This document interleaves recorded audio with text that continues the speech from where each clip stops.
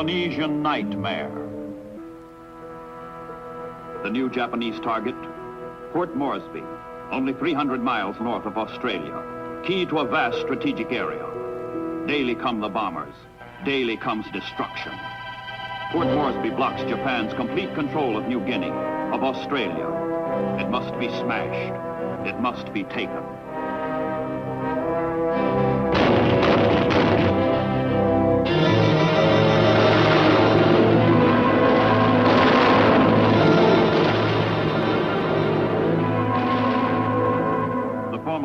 Stanley mountain range stands between the Japanese base of Buna in northern New Guinea and Port Moresby in the south. Miles of jagged hills and gloomy gorges, steep escarpments and trackless jungle. A frightful natural barrier. But in July 1942, the Japanese began to move over the mountains. In their earlier amphibious attempt to take Port Moresby, they were turned back by the United States Navy at the Battle of the Coral Sea.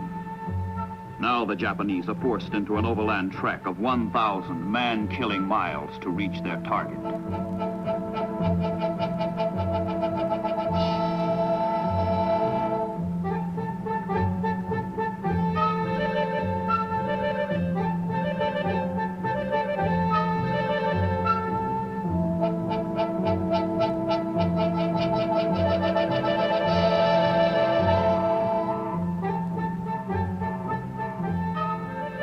Outside Port Moresby, where the Japanese must be met and stopped, is a steaming, tangled nightmare of tropical undergrowth and malarial mountains.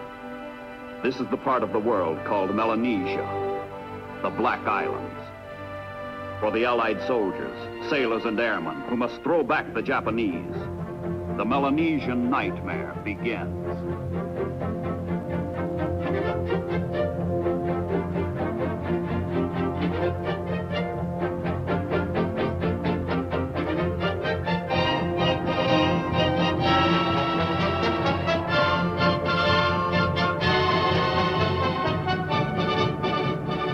Papuan guides thread the troops through the jungle labyrinth. Australian infantry has stopped the Japanese a scant 30 miles from Port Moresby. Now it is the Allies who must advance through tortuous New Guinea, against a foe fiercely resisting.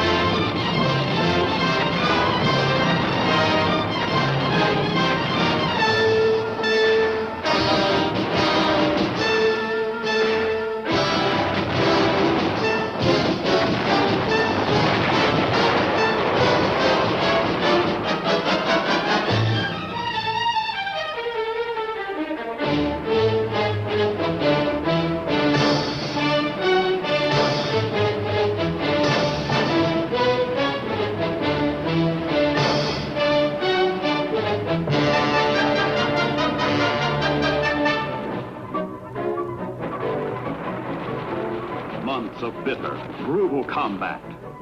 But the Allies push inexorably forward into the strategic Dobodura Plain with its vital airstrip, only 6 miles from New Guinea's north coast.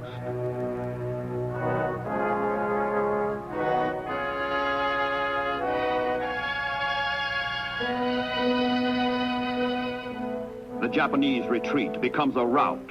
Enemy garrisons give up Buna, Gona, Sanananda, North Coast bases that will serve as stepping stones for future Allied advance.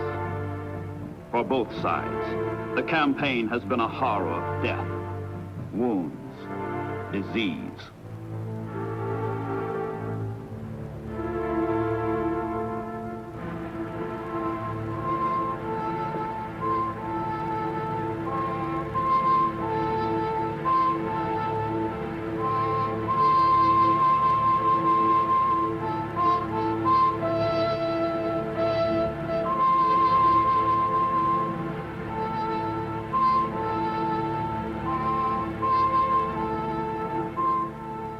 In March 1943, American air reconnaissance discovers a major Japanese move to strengthen their hold on the rest of New Guinea. A troop convoy of 16 ships sets out from Rabaul and heads into the Bismarck Sea.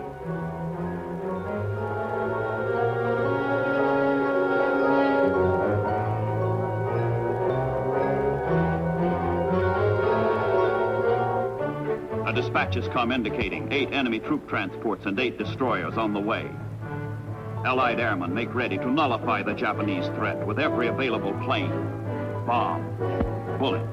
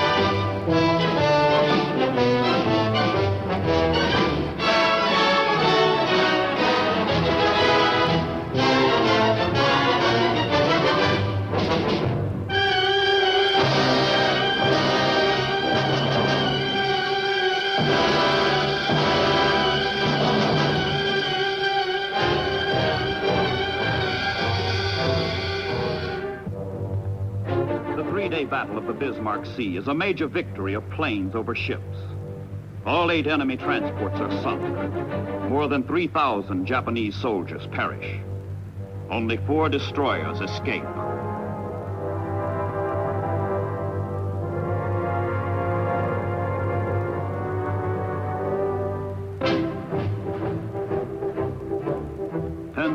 Miles from the Bismarck Sea. Throughout the United States, shipyards are building a new amphibious navy and strange new ships called LSTs, landing ship tanks. These will change the pattern of war. The Second World War has evolved into the first great amphibious conflict in history, and landing craft take priority over destroyers, carriers, and everything else. Down the rivers of the United States, into the oceans of the world, plod the LSTs.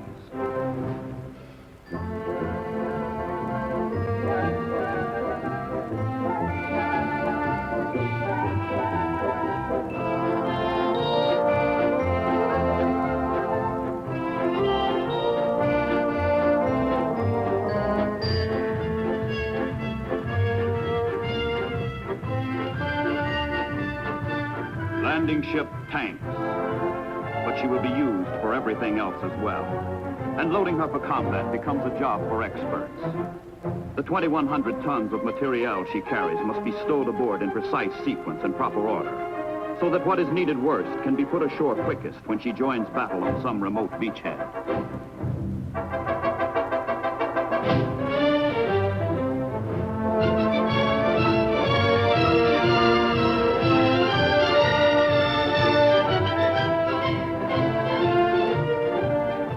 Throughout Australia, throughout the Southwest Pacific, the Allies shift from dogged defense to spirited assault.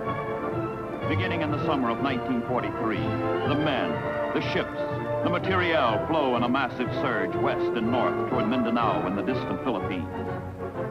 General MacArthur's strategy has long called for an advance along the New Guinea-Mindanao axis. This advance will be borne largely by small amphibious craft, a navy without glamour. These men know only hard work, hard living, hard fighting, and hard-won victories. Now the LSTs, the floating garages, come into their own. Loading techniques blueprinted in advance become actuality. Pile it in, stuff them full, and every item finds its designated place.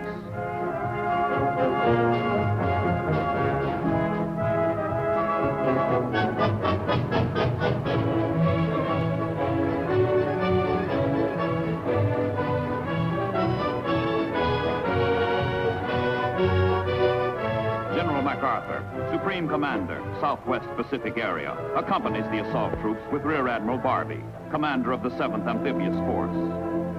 I shall return, MacArthur has said, referring to the Philippines. But fulfillment has seemed remote. Now the return begins. From Sydney, from Brisbane, into the Coral Sea, into the Bismarck Sea, along the northern New Guinea coast, move the Allied armies and navies.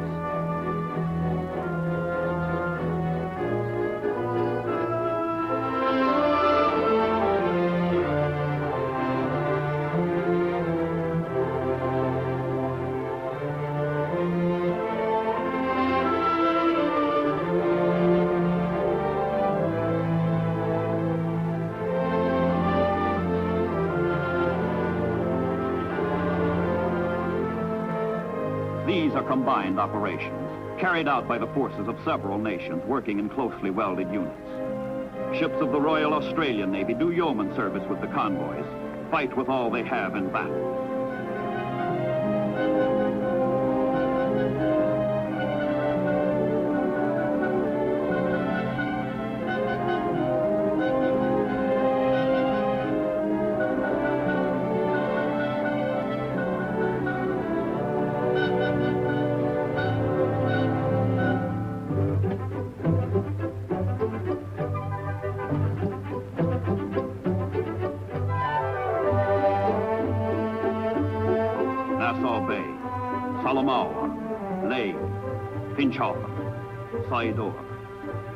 These are footholds along the New Guinea coast, needed for Allied progress westward. The approach is covered, stealthy, cloaked in darkness. And night in the convoy is tense, silent, strained. Dawn will bring the test of combat, the ordeal of fire.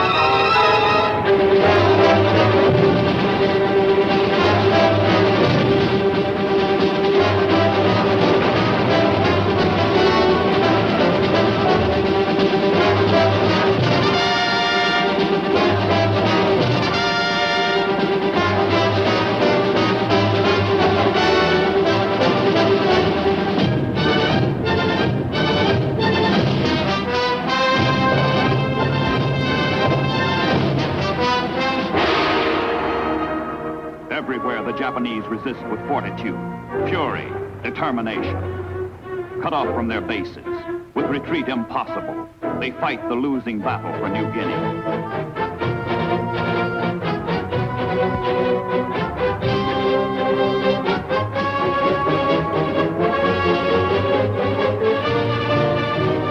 More rugged, more useful than even their designers dreamed, the LSTs nose into the shore and disgorge their torrent of supplies.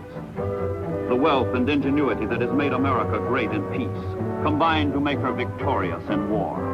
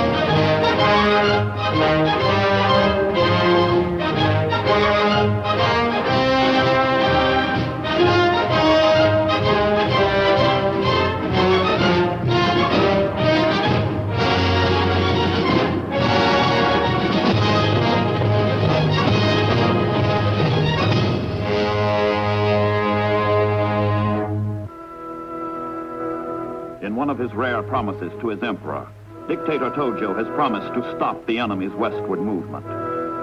The Imperial Japanese command, having lost the initiative, falls back on the tenacity of the foot soldier. All the strength that can be spared from other theaters is mustered to hold Western New Guinea for the Empire.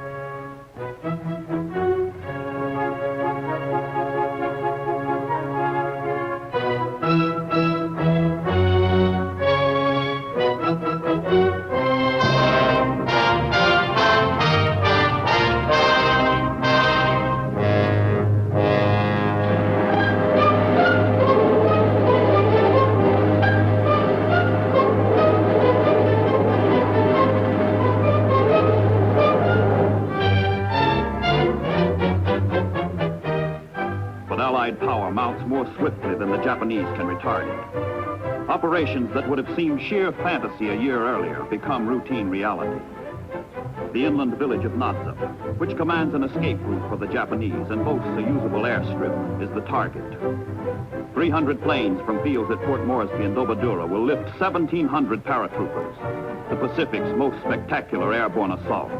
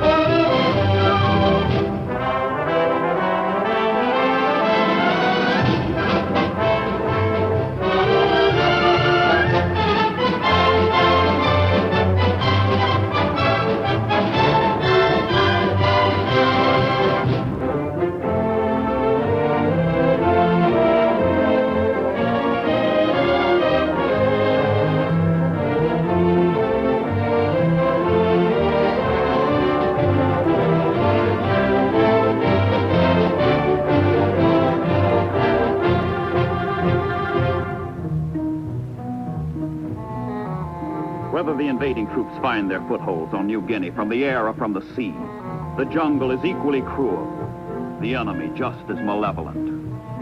But the Allied infantry learns what the Marines have proved on Guadalcanal.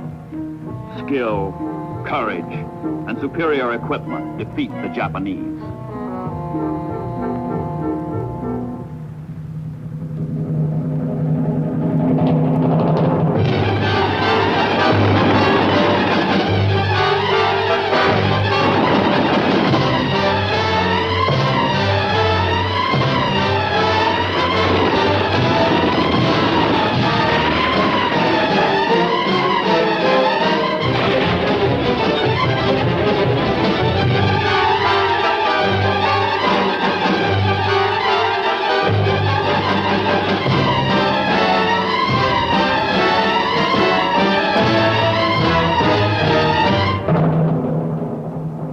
Natives are primitive and warlike.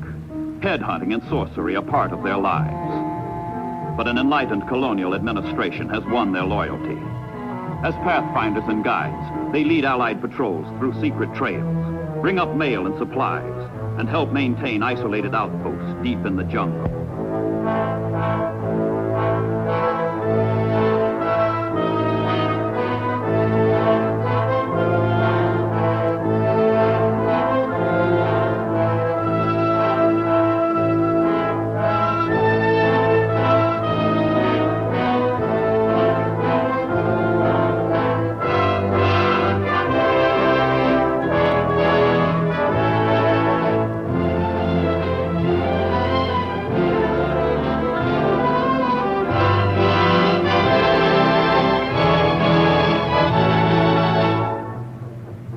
But it is sea power that makes possible the longest strides along the axis leading from New Guinea to Mindanao. With increasing mastery of the amphibious technique, landing follows landing on a smooth, uninterrupted schedule.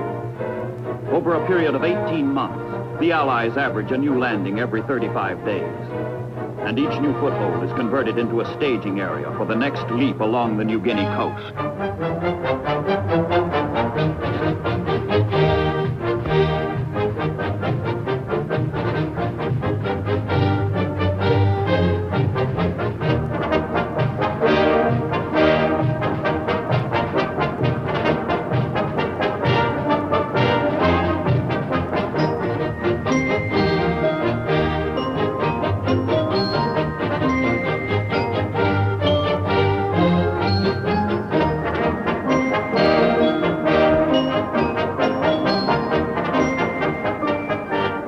sluggish 12-knot pace wins a new designation from the crews of the LSTs. Large, slow targets.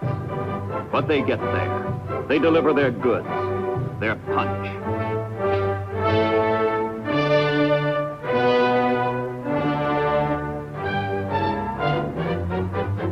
Admiral Nimitz, Commander-in-Chief of the United States Pacific Fleet, and General MacArthur work out the grand design for the westward advance.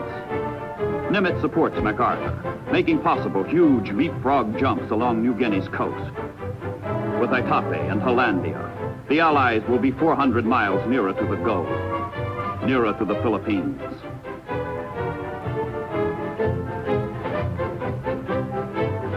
Carriers support the Hollandia operation, which is beyond the reach of land-based planes. The enemy is taken by surprise. The fine anchorage of Humboldt Bay and 3 airstrips are wrested from the Japanese.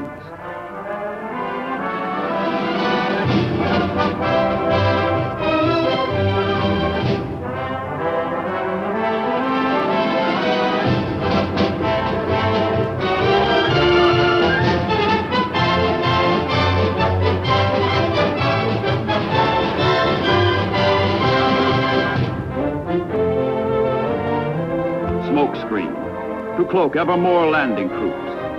And the advance goes relentlessly on, north and west, Arroway, Wakta and Biak, Noompoor and Sansapor. Sansapor is on the uttermost western tip of New Guinea, and with it the entire coast is in Allied hands. But the advance does not stop. In September 1944, the Allies swarm ashore on the island of Morotai, on the threshold of the Philippines. More than 135,000 enemy troops have been bypassed, cut off without hope of rescue.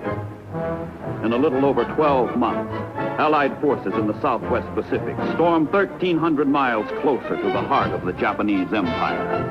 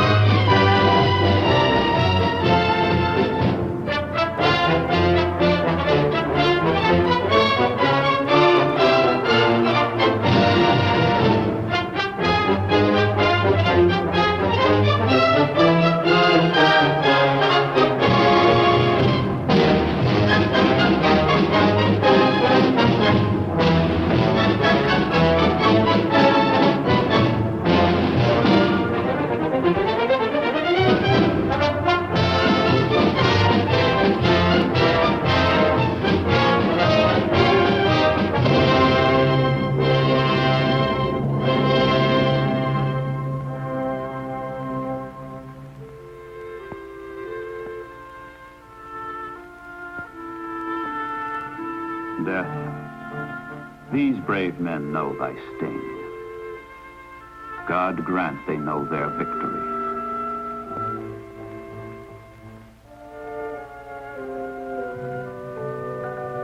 In Tokyo, throughout Japan, a weird, an unreal atmosphere of victory and invincibility still prevails. A feverish, fraudulent security shrouds the islands. Reports from all the battlefronts tell of nothing but Japanese triumph, Allied disaster. But beneath the cheering, oozes out the hideous truth.